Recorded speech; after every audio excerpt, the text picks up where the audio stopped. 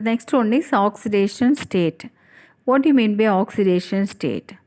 Oxidation state of an element in a particular compound can be defined as the charge acquired by its atom on the basis of electronegative consideration from other atom of the molecule.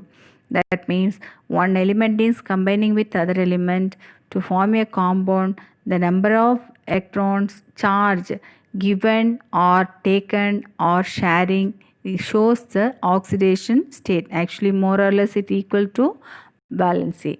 So nowadays the term of oxidation state is frequently used for valence. So consider the two oxygen containing compound oxygen fluoride. If you see that here one example which I have given is potassium and chlorine. So potassium has outermost one electron is there. Chlorine need that electron, so that potassium leave that electron and turns to del plus, and chlorine accept the electron and turns to del minus. So the oxidation state of chlorine is -1. The oxidation state of potassium is +1. If you see the another example, oxygen fluoride, here one oxygen atom and two fluorine atom. So here each atom of fluorine is gaining one electron from oxygen atom. So the oxygen give two electron to each, that means one electron to one fluorine and another one electron to another fluorine. Thus the oxidation state of oxygen is +2. Oxidation state of fluorine is -1. We know that both are electronegative since fluorine has more electronegative atom, so that its oxidation state is -1. When you see that another one example of water, H2O, here oxygen need two electrons. So two hydrogen atom give one electron to oxygen atom. So oxidation state of oxygen in water is -2. So the oxidation state differ for different element with whom it is combining. And when you see this example of sodium oxide, one oxygen is combining with two sodium ion. So sodium atom give one electron to oxygen. So both sodium give one electron. So the oxygen gain two electrons. So it turns to -2. Oxidation state of oxygen is -2.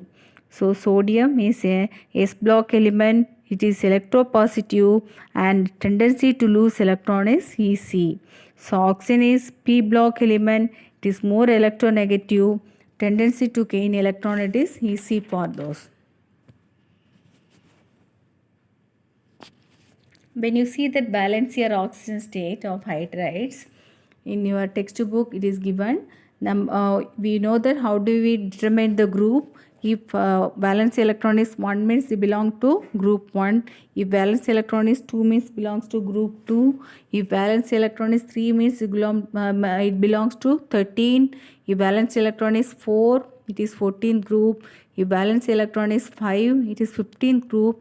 And the valence electron is 1, 2, 3, 4 means that is a valency of the particular element. And the valence electron is 5. The valency will be 3 or 5 and it belongs to 15th group.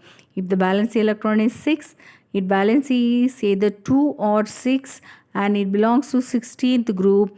The valency electron is 7, it belongs to 17th group and its valency will be 1 or 7, or it can be considered as a oxidation state also. And group 18th elements, group 18 has 8 valence electron. Valency will be 0 or 8. We studied that the 0 means it does not have any valency, but when we are seeing that we know that electron can be implanted in a particular atom by using an energy, so that it is possible for an element to take an electron by using the energy. And in your textbook 3.9 on table is there. Look at this. There is a formula of hydrate. If you see the formula of hydrate, lithium hydrate. Here, lithium, what is the electronic configuration of lithium? 1s2, 2s1. So what happened? Here one electron is there. That one outermost electron is given to hydrogen, and it turns to lithium plus 1. So oxidation state of lithium is plus 1. In such a way, for sodium hydrate, sodium loses one electron. So oxidation state of sodium is plus 1. When you see that group 2 element, it outermost shell has 2 valence electrons. So it gives the 2 valence electrons to 2 hydrogen atom, and calcium turns to plus 2 oxidation state. When you see that boron hydride, third, that actually it has 3 valency electrons in its outermost shell. So the formula of boron hydrate is B2H6. So it is combining with 2 boron atom is combining with 6 hydrogen atom. So when 3 outermost valency electrons is given to 3 hydrogen atom, so 2 boron atom give is 6 valency electron to 6 hydrogen atom. Thus the oxidation state of boron is plus 3. So when you see this group number, that is 10 plus 3, that itself it shows that it belongs to which oxidation state. When you see the group 14, it is C 1s2 for carbon, 1s2, 2s2, 2p, 1s2, 2s2, 2p2. That means 4 electrons are there in the valence shell. So what it will do? It will give that 4 electrons to another 4 element. So it turns to C plus 4. In such a way, silicon hydride also. It gives that 4 electrons to 4 hydrogen atom and turns to SiH4. When you see this group 15th element,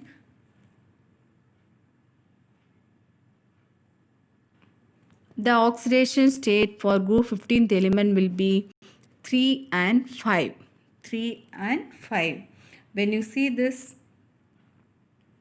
nitrogen and forming the ammonia NH3, hydrogen need 3 electrons. So the outermost electrons of nitrogen will be given to hydrogen. Thus the oxidation state of nitrogen is plus 3. So it will give that outermost electron to p3 electron to oxygen atom. So it turns to N plus 3. This is oxidation state. When you see the example of PH3 phosphine, PH3, phosphorus has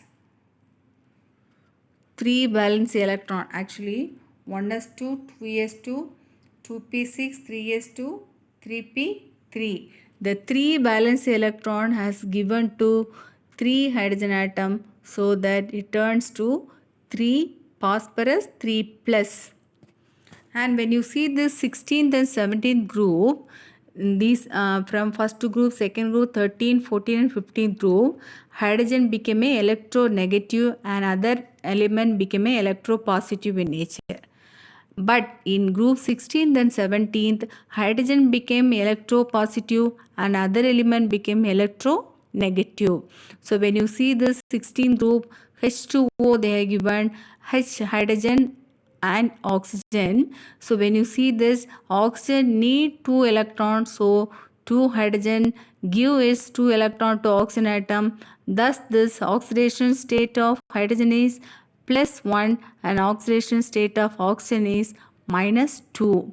In such a way, hydrogen fluoride in 17th group, hydrogen fluoride is there. When it turns fluorine need 1 hydrogen, so it gained 1 hydrogen from 1 electron from hydrogen, and it turns to oxidation state minus 1, because hydrogen is the highly electronegative element. It goes on like this. So observe that table, you can understand very well.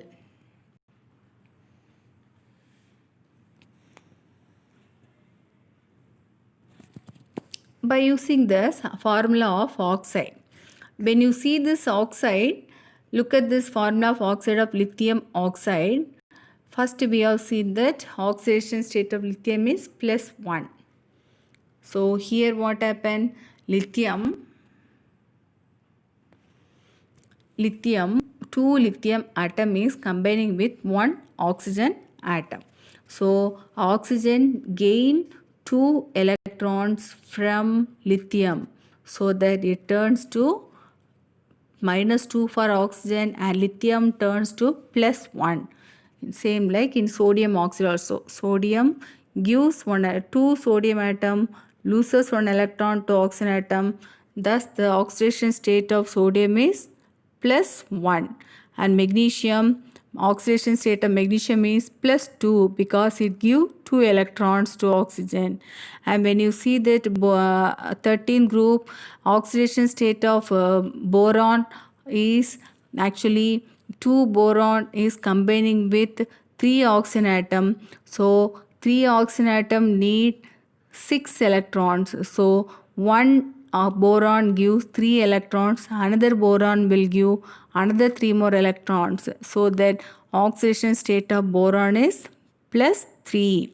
So when you see this carbon dioxide, carbon has 4 electrons and it is combining with 2 oxygen atom. So for one oxygen atom 2 electrons and another one oxygen atom 2 electrons it gives, so that oxidation state of carbon is +4.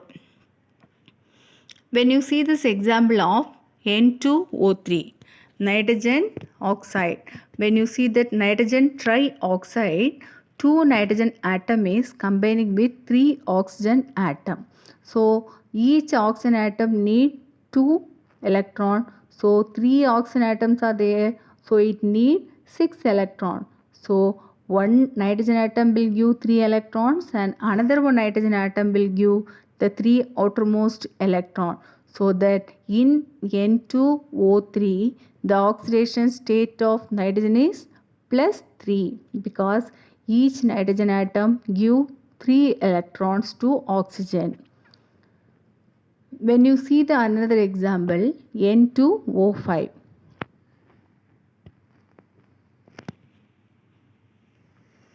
When you see N2O5, actually it belongs to, nitrogen belongs to 15th group. It will be, what will be the valency electrons? The valence electron is 5. And what will be the valency? The valence will be either 3 or 5. And look at this example of N2O5. 2 nitrogen atom is combining with 5 oxygen atom. So each oxygen atom need 2 electron. So 5 oxygen atom it need 10 electron. So in the one nitrogen atom it gives 5 electrons to oxygen. So another one more nitrogen atom also give 5 more electrons in the outermost shell, that is 1s2, 2s2, 2p3. So 2s2, 2p3 is given for oxygen atom. So the 5 electrons of nitrogen is given to oxygen. So this N2O5 oxidation state of nitrogen is +5.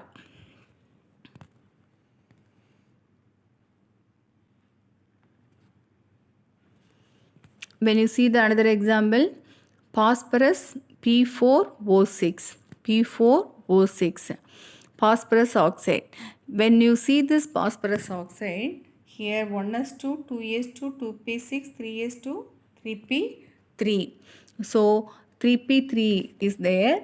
So when it is combining with 6 oxygen atom, one oxygen atom need 2. So the 6 oxygen atom means 12 electrons is needed. So 4 phosphorus atom give 12 electron. So each phosphorus give 3 electrons to one oxygen atom.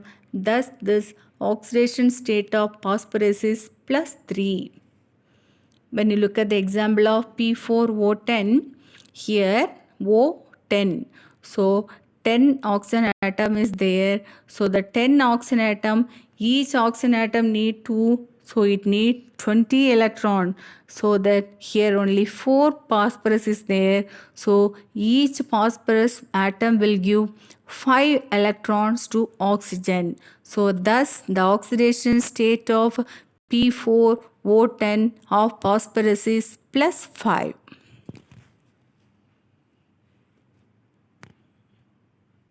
Next one, if you see this group 16, sulfur trioxide.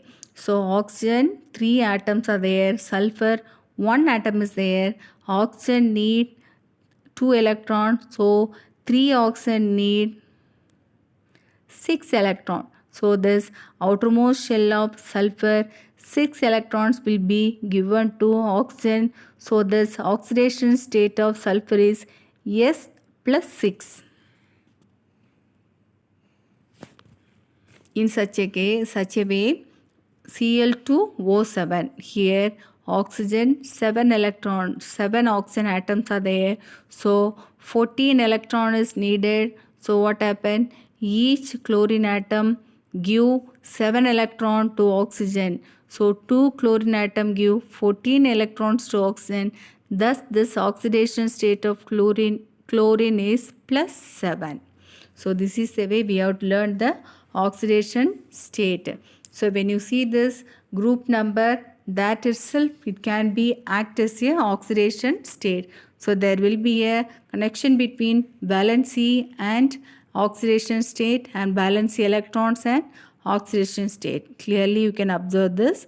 So periodic trend in the chemical reactivity, how is chemical reactivity related to the periodic trend in group and period? Electropositive nature, electronegative nature, and metals are present in the left side, non-metals are present in the right side. Metals form basic oxide, non-metals form acetic oxide. So this all the one you can recall what we have learned already. Thank you, children.